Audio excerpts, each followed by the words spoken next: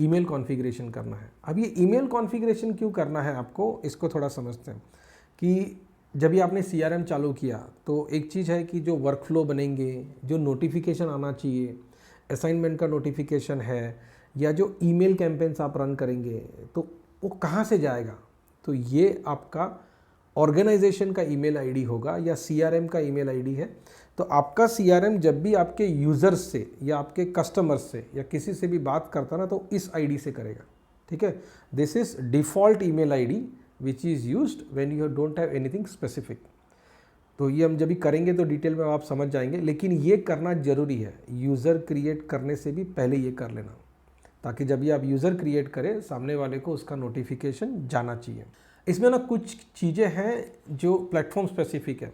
तो जैसे कि आप अगर जीमेल या गूगल वर्कस्पेस जिसको बोलते हैं उसको कॉन्फ़िगर करते हैं तो उनका है ना एक ऐप पासवर्ड का कंसेप्ट है।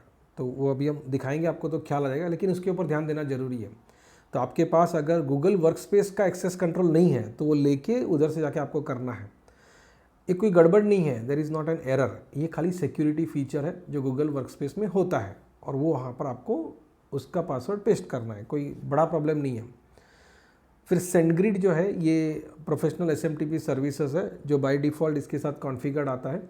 तो अगर आपको मास मेलिंग करना है, जो गूगल वर्कस्पेस या जीमेल का या ऑफिस 365 का अकाउंट आपको डेली एक लिमिटेड ही करने देता है, आपको उससे ज़्यादा करने हैं, बड़ी मात्रा में ईमेल कैंपेन्स करने हैं, तो आप सेंडग्रिड यूज़ कर सकते हैं। तो सेंडग्रिड कैसे कॉन्फ़िगर करना है ये भी ध्यान में रखना है, उसका भी डॉक्यूमेंटेशन है।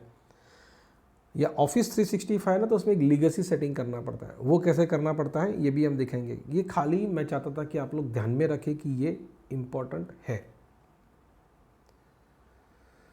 बहुत बार ऐसा होता है कि आप अगर है ना होस्टेड ईमेल सॉल्यूशन यूज़ करते हैं या कोई थर्ड पार्टी सॉल्यूशन यूज़ करते हैं तो उन लोगों का ऐसा रिक्वायरमेंट होता है कि उस ईमेल सर्वर को, उस SMTP सर्वर को, जिस सर्वर से रिक्वेस्ट जाएगा ना उसका IP वाइट लिस्ट करना पड़ता है। मतलब कि आपके CRM सर्वर का जो IP है वो वाइट लिस्ट करना पड़ेगा। तो इसका स्टेप रहता है, उस प्लेटफॉर्म ने ढंग से समझाया रहता है, लेकिन वो कर लेना, उसके बगैर नहीं चलेगा। आइए अब देखते हैं कि वो करना कैसे है। तो अभी हम लोग देखेंगे ईमेल सेटिंग्स आउटगोइंग ईमेल्स के लिए कहाँ से करेंगे। तो ये मैं एडमिन पैनल में गई। यहाँ पे जैसे हमने एक्सप्लेन किया था ओवरव्यू के अंदर, चैनल्स के अंदर आपका आएगा ईमेल सेटिंग्स, ठीक है। ये मैंने ईमेल सेटिंग्स पे क्लिक किया। अभी यहाँ पे ना हम लोग अलग अलग ईमेल सेटिंग्स डोमेन्स को कंसीडर करके कर सकते हैं। उसमें सबसे पहले SMTP सेटिंग्स, SMTP यानी आपका नॉर्मल जीमेल का कोई ID है तो वो आप यहाँ से कर सकते हो।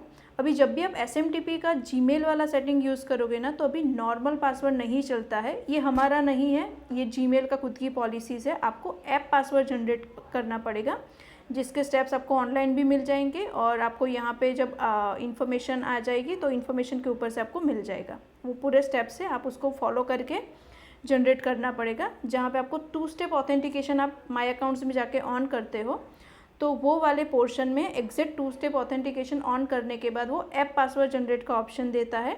अब वहाँ से वो चीज़ कर सकते हो और आपको वो पासवर्ड यूज़ करना पड़ेगा। फिर है सेंडग्रिड। ये सेंडग्रिड जो है वो एक थर्ड पार्टी पोर्टल है जिसके साथ ये इंटीग्रेट होता है। आपको एक सेंडग्रिड का अकाउंट परचेज़ करना पड़ेगा। वो करने के बाद आपको वहाँ से एक की मिलेगी, वो की को आपको CRM में इंटीग्रेट करना पड़ेगा। तो अब जैसे ये चेंज करोगे यहाँ पे ऑप्शंस चेंज हो जाएंगे और वो की आपको यहाँ पे ऐड करनी पड़ेगी। सेंडग्रिड करने का आपको एक बेनिफिट ये होगा कि जो भी आप यहाँ से ईमेल करोगे ना उसका स्टेटस या इवेंट्स आपको जानने को मिलेंगे। मतलब आपने जो मेल किया है वो उनको डिलीवर्ड हुआ है कि नहीं हुआ है, उसने आपको अनसब्सक्राइब कर दिया है या आपका मेल बाउंस हुआ है या फिर ड्रॉप हुआ है, तो ये सारे इवेंट्स आपको मिलेंगे। और उसके बाद है अदर SMTP, जिसे नॉर्मली हम लोग बोलते हैं कि थर्ड पार्टी ईमेल, मतलब अदर देन SMTP या जीमेल, तो वो यहाँ पे हो जाए। जैसे कि ऑफिस 365 आपको इंटीग्रेट करना है या फिर जोहो मेल करना है, तो आपको जो भी करना है वो आप ये थर्ड पार्टी वाले में कर सकते हो SMTP अदर्स के अंदर, ठीक है। अभी सपोज़ मैं करती हूँ SMTP, तो SMTP में सेंडिंग मेथड SMTP ही रहेगा।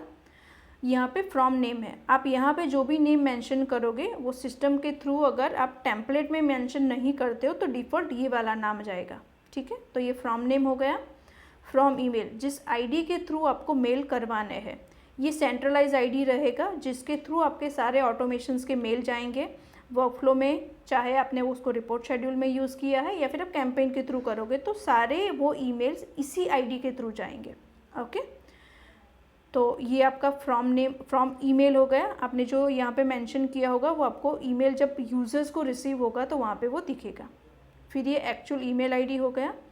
चेंज पासवर्ड पे क्लिक करोगे तो आपको पासवर्ड ऐड करने का ऑप्शन आ जाएगा, तो आपको यहाँ पे पासवर्ड ऐड करना है।